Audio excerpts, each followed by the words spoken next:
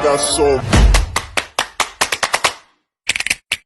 motherfucking design on right now. Bring it down, bring it down, bring it down, bring it down, hold fast to the ground. Baik, Assalamualaikum warahmatullahi wabarakatuh.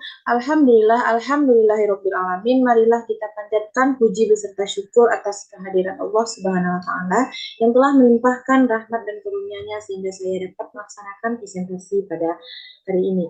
Selawat berangkaikan salam tidak lupa kita hadiahkan kepada baginda Rasulullah Muhammad SAW. Yang terhormat kepada dosen pengampu mata kuliah Geografi Sosial, yakni Ibu Mentari Dian Pertiwi, MPD. Perkenalkan, nama saya Khalila Isnaini dengan NIM 22045061 yang akan mempresentasikan materi tentang The Home, yang mana pokok pembahasannya sebagai berikut. Yang pertama tentang definisi rumah, yang kedua tentang desain rumah, yang ketiga makna rumah, yang keempat pengalaman dalam rumah, yang kelima moral ekonomi rumah tangga, yang keenam peraturan rumah, yang ketujuh tunawisma. Baik, kita masuk pada materi yang pertama, yaitu tentang rumah. Rumah bukan sekedar struktur 3 dimensi, namun tempat berlindung juga merupakan matriks hubungan sosial yang secara khusus sebagai tempat hubungan keluarga heteroseksual dan memiliki makna simbiolis dan ideologis yang lebih luas, misalnya pada masa kritis. Rumah juga sebagai tempat privasi atau pribadi, ada batasan dalam rumah dan memiliki peraturan berbeda-beda setiap rumah. Rumah adalah tempat tujuan terakhir kita. Baik, lanjut pada materi kedua, yaitu tentang desain rumah.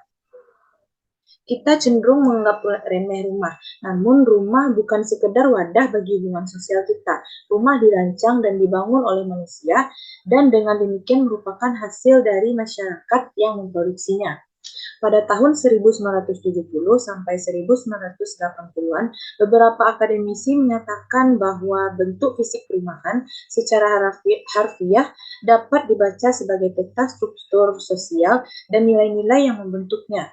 Para penulis feminis berpendapat bahwa desain perumahan dan struktur tata ruang kota mengandung gagasan tentang tempat yang tepat bagi perempuan, dan oleh karena itu lingkungan binaan berkontribusi terhadap melanggengkan masyarakat patriarki yang memproduksinya.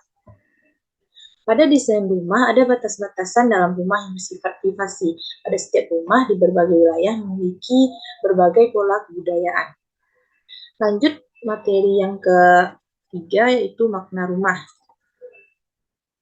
Rumah memiliki 7 makna yang kuat, yang menurut Peter Sommerfeld tahun 1992, yang pertama, tempat berlindung. Rumah adalah struktur material yang memberikan keamanan fisik dan perlindungan dari unsur-unsur. Yang kedua, perapian. Rumah memberikan rasa kehangatan, relaksasi, kenyamanan, dan suasana ramah bagi pengunjung. Yang ketiga, hati. Rumah didasarkan pada hubungan saling mendukung dan kasih sayang. Ini adalah status cinta, emosi, kebahagiaan, dan stabilitas. Yang keempat, makna rumah sebagai privasi. Berada di tempat pribadi adalah bagian penting dalam arti rumah. Selanjutnya, makna rumah sebagai akar. Rumah dapat menjadi sumber identitas dan kebermaknaan. Selanjutnya, makna rumah sebagai abode, arti itu bisa merujuk ke kemanapun Anda tinggal. Tidak harus berupa rumah seperti yang kita definisikan secara konvensional. Selanjutnya, makna rumah sebagai surga. Ini adalah idealisasi dari semua fitur positif rumah yang menyatu. Jadi semacam kebahagiaan spiritual. Makna rumah juga sebagai tempat berlindung untuk mencari kenyamanan, kasih sayang, cinta yang memberikan rasa kehangatan. Tiap rumah memiliki kenyamanan masing-masing, tapi tidak semua rumah nyaman untuk ditinggali. Lanjut pada materi yang keempat, yaitu pengalaman dalam rumah. Pengalaman seseorang di rumah tidak selalu sesuai dengan makna idealnya. Rumah bisa jadi tempat penindasan dan sumber bahaya, contohnya seperti terjadinya KDRT. Rumah juga bisa menjadi tempat terjadinya subversi dan perlawanan serta tempat yang memungkinkan untuk membangun politik perlawanan. Bagaimana pengalaman rumah tangga tergantung pada siapa yang mempunyai kekuasaan pada rumah tangga tersebut. Namun pengalaman dalam rumah tangga tidak selalu rumah tidak selalu tempat nyaman. Banyak berbagai faktor yang menjadi penyebabnya seperti kejiwaan seseorang, KDRT, dan lain-lain.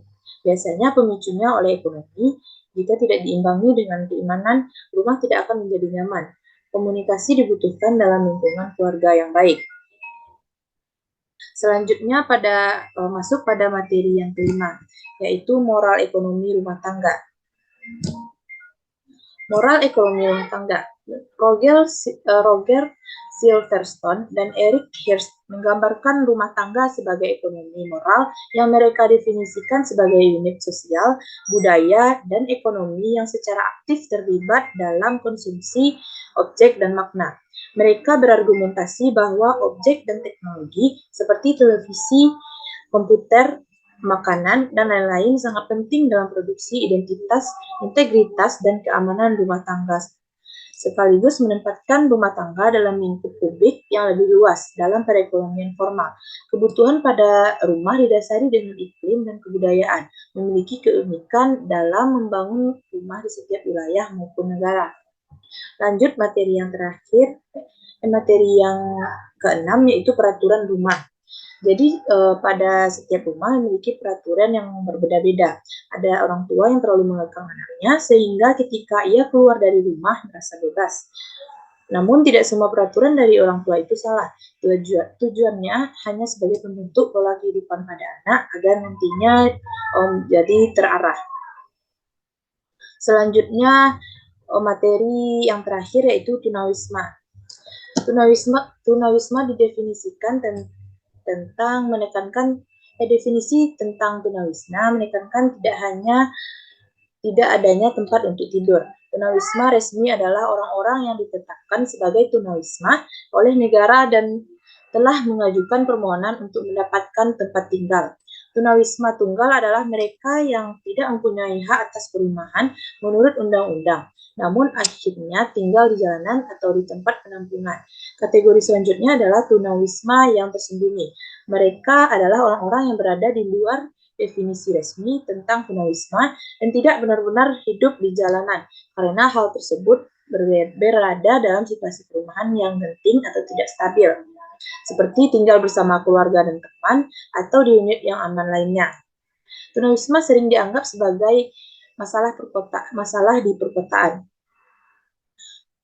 karena jumlah tunawisma lebih banyak. Tapi tidak hanya di perkotaan, namun tunawisma banyak menjadi masalah juga di daerah pedesaan. Tunawisma tidak semua orang memiliki tempat tinggal, tidak semua memiliki barang-barang pribadi dan kebutuhan pribadi. Baik, sekian presentasi dari saya. Apabila ada kekurangan, mohon dimaafkan. Saya akhiri dengan mengucapkan alhamdulillahirabbil alamin. Assalamualaikum warahmatullahi wabarakatuh.